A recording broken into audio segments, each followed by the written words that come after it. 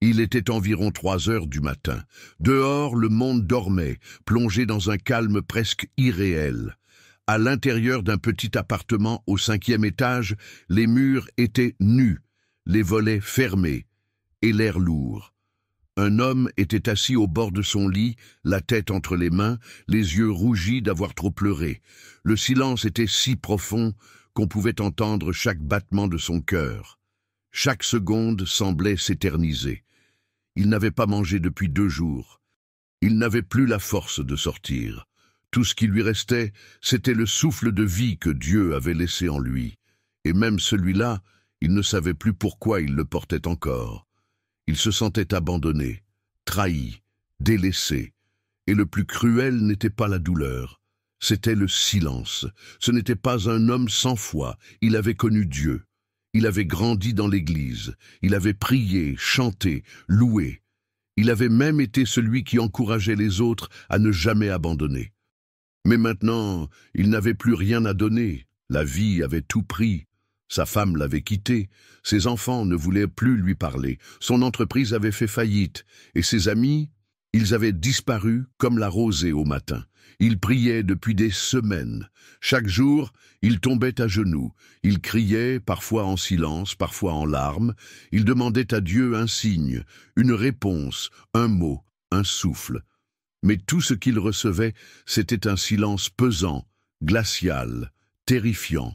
« Seigneur, pourquoi ne me réponds-tu pas? Pourquoi restes-tu muet alors que je suis à bout ?» Il avait l'impression de parler dans le vide, comme si ses prières rebondissaient contre le plafond, comme si Dieu n'était plus là. Ou pire, comme s'il l'ignorait délibérément. Et dans son cœur, une voix s'élevait encore et encore. « Tu ne comptes plus, tu n'es plus utile. Même Dieu t'a oublié. » Mais ce qu'il ne savait pas, c'est que le ciel se tait souvent quand Dieu est en train de construire quelque chose d'énorme. Il ignorait que le silence de Dieu n'était pas un signe d'absence, mais une stratégie céleste, un mystère divin où la foi est testée, éprouvée, purifiée. Il se leva, titubant, et marcha lentement vers la fenêtre. Il ouvrit le rideau, et le clair de lune illumina une partie de son visage ravagé par la tristesse. Et là, dans la nuit paisible, il murmura « Si tu m'écoutes encore, fais-moi juste savoir que tu es là. » Il ne demandait pas une guérison, ni un miracle, ni un grand changement. Il demandait une preuve d'amour, une trace de présence, juste un souffle. Mais rien, pas une brise, pas un frisson, juste le silence. Ce que cet homme ne savait pas, c'est que le ciel tout entier retenait son souffle, que des anges avaient été envoyés, que Dieu, dans son amour infini, n'était pas resté inactif. Il préparait une réponse, une visitation, une démonstration qui allait bouleverser non seulement la vie de cet homme, mais celle de tous ceux qui entendraient son témoignage. Parce que parfois, Dieu permet le silence, pour qu'on crie plus fort, pour qu'on s'approche plus près, pour que la réponse qui arrive ne laisse aucun doute. Ce n'est pas le hasard, c'est Dieu. Mais dans ce moment précis, il ne savait pas cela. Tout ce qu'il savait, c'est qu'il était seul, brisé et fatigué de lutter. Et pourtant, ce fut précisément dans ce désespoir que Dieu choisit d'agir. As-tu déjà traversé une saison où Dieu semblait silencieux, où tu priais sans entendre de réponse? Si c'est le cas, écris dans les commentaires « Seigneur, je continue de croire ». Cela pourrait être le témoignage que quelqu'un a besoin de lire aujourd'hui. Tu n'es pas seul, et ce message est pour toi. Il était là, figé devant la fenêtre. Ses yeux fatigués fixaient l'obscurité comme on regarde un puits sans fond. Le monde semblait éteint. Il avait murmuré cette dernière prière, pas avec la bouche, mais avec l'âme. Ce n'était pas une supplique désespérée, c'était un cri intérieur, un appel profond qui venait du plus sombre de son être. Et pourtant, tout semblait aussi immobile qu'avant. Il retourna lentement s'asseoir au bord du lit. Le poids de la nuit lui tombait sur les épaules. Une fois de plus, il pensa « Peut-être que Dieu m'a définitivement laissé tomber. » Mais à cet instant précis, quelque chose changea. Ce n'était pas une lumière venue du ciel. Ce n'était pas une voix tonitruante qui ébranla les murs. C'était une paix inexplicable, douce, qui s'infiltra comme un souffle chaud dans la pièce glacée. Son cœur, jusqu'alors agité comme une mer en tempête, commença à ralentir. Ses larmes, qui coulaient sans fin, s'arrêtèrent sans qu'il comprenne pourquoi. Il sentit quelque chose, ou plutôt quelqu'un, entrer dans la pièce. « Mon fils, je suis là. Je n'ai jamais cessé d'être là. » Cette phrase ne fut pas entendue avec les oreilles, mais avec le cœur, une conviction profonde, un frisson sacré. Il se leva brusquement, le regard écarquillé. Il savait. Dieu venait de répondre, pas avec des mots, pas avec des solutions, mais avec sa présence. Il tomba à genoux, pas pour supplier, mais pour adorer. Pour la première fois depuis longtemps, il ne demanda rien. Il ne cria pas. Il ne chercha pas à comprendre. Il resta là, immobile, tremblant, submergé par une vague d'amour qu'il croyait avoir perdue. Et c'est là que l'inattendu arriva. Quelqu'un frappa à sa porte. À cette heure-là, impossible. Il hésita, puis il se leva, ouvrit doucement et découvrit un homme qu'il connaissait à peine. Un voisin du dessous, un retraité, discret, qu'il croisait parfois dans les escaliers. L'homme avait les yeux embués. Il tenait dans ses mains une boîte. « Je ne sais pas pourquoi, mais j'ai eu sur le cœur de vous apporter ça. J'ai ressenti une urgence étrange. Je ne pouvais pas dormir sans venir ici. » Dans la boîte, il y avait des repas chauds, une Bible et une carte. Sur cette carte, une seule phrase était écrite à la main. « Tu n'es pas oublié, Dieu t'aime plus que tu ne peux l'imaginer. » Il éclata en sanglots. Il n'arrivait pas à parler. Ce voisin, qu'il n'avait jamais invité, était devenu l'ange envoyé pour le sauver d'une nuit sans retour. Ce geste, ce regard, cette présence, tout résonnait d'une puissance divine. Ce soir-là, il comprit quelque chose que beaucoup ne découvrent qu'au creux de la douleur. Dieu n'arrive jamais en retard. Il agit toujours au moment exact où ton âme n'en peut plus.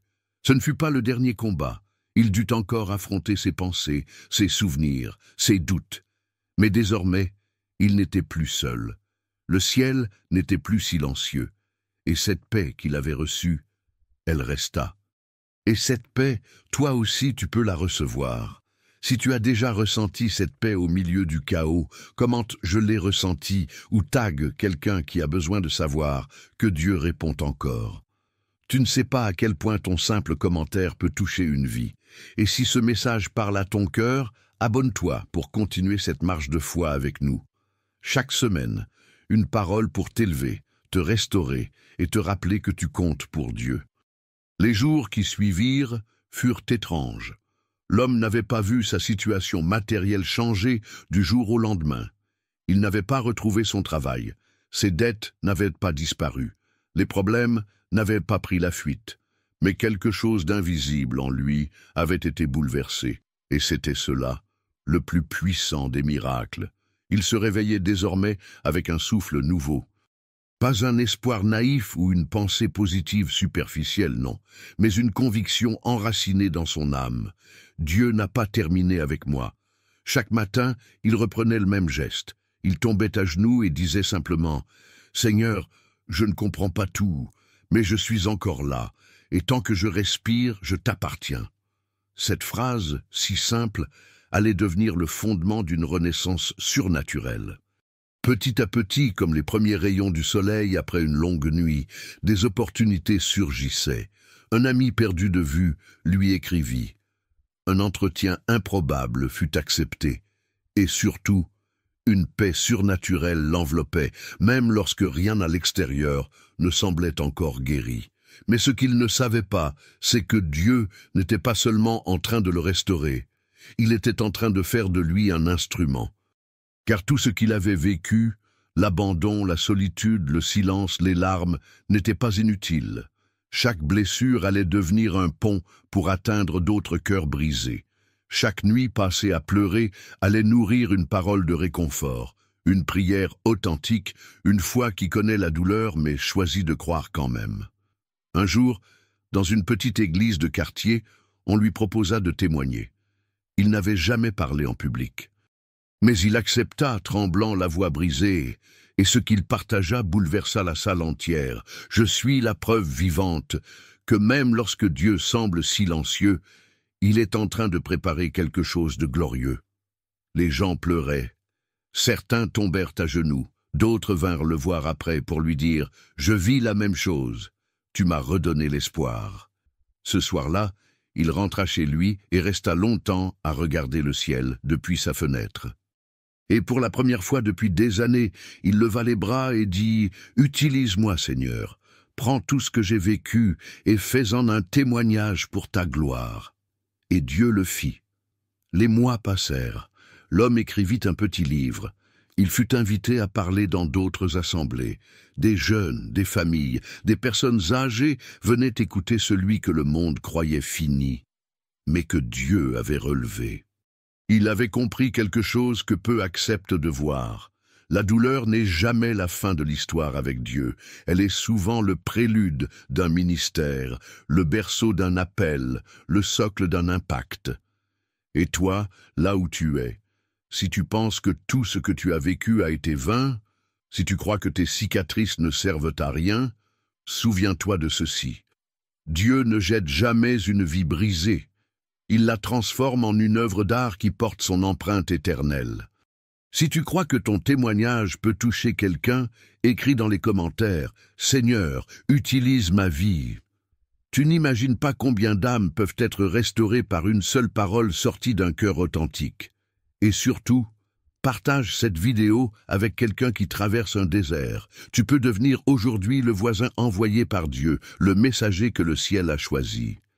Abonne-toi pour ne jamais manquer une nouvelle parole, un nouveau souffle, une nouvelle preuve que Dieu est encore à l'œuvre, même dans le silence.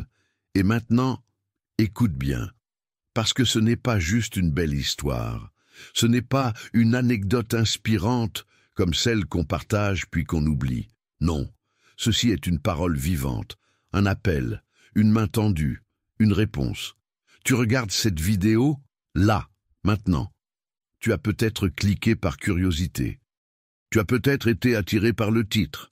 Ou peut-être que quelqu'un l'a partagé avec toi sans même savoir que tu es au bord de l'épuisement. Mais rien n'est un hasard. Rien. Ce que tu vis, ce poids que tu portes en silence, ces larmes que personne ne voit, Dieu les connaît. Et il me pousse, en cet instant précis, à te dire ces mots. Je ne t'ai jamais quitté. Tu ne m'as jamais été indifférent, même dans ton silence, même dans ton péché, même dans ta faiblesse. Je t'ai aimé. Tu n'es pas oublié, tu n'as pas été effacé du plan de Dieu, tu n'as pas dépassé le point de non-retour. Non, au contraire, tu es sur le point de découvrir une grâce que tu n'aurais jamais imaginée. Cette douleur que tu ressens, ce cri intérieur, cette fatigue de toujours devoir être fort, ce n'est pas un signe de fin, c'est le signal du ciel que ton tournant approche. Mais il te faut faire un pas, il te faut briser ce silence. Il te faut murmurer même si c'est avec des mots faibles, « Seigneur, je reviens. Père, je ne comprends pas tout, mais je te tends la main. Jésus, sauve-moi. » Et tu verras, il ne te rejettera pas, il ne t'interrogera pas. Il ne te demandera pas où tu étais, ni pourquoi tu t'étais éloigné. Il t'enveloppera, il te relèvera, il t'aimera comme au premier jour. Il l'a fait pour cet homme, il l'a fait pour moi, et il le fera pour toi. Car le cœur de Dieu bat pour les perdus, les brisés, les fatigués, les rejetés. Ce n'est pas dans la lumière que sa grâce brille le plus fort, c'est dans les ténèbres. Et si tu te sens dans le noir, si tu sens que ton âme étouffe, alors tu es exactement là où il peut te trouver. Écris dans les commentaires « Seigneur, me voici ». Même si tu n'es pas croyant, même si tu doutes, même si tu te sens trop sale, trop cassé, trop loin, écris-le parfois. Juste ces 3 mots « Seigneur, me voici ».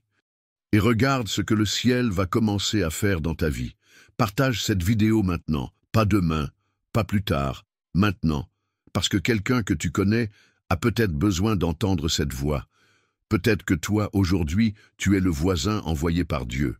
Et abonne-toi, pas pour suivre une chaîne, mais pour marcher dans un chemin de restauration. Chaque vidéo ici n'est pas du contenu. C'est un appel du ciel. Ce n'est pas la fin.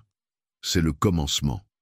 Tu viens de franchir une ligne invisible, celle entre la survie et la renaissance, et ce que Dieu va faire à partir d'aujourd'hui va dépasser tout ce que tu imaginais, parce que même dans le silence, Dieu parle. Et maintenant, tu as entendu sa voix.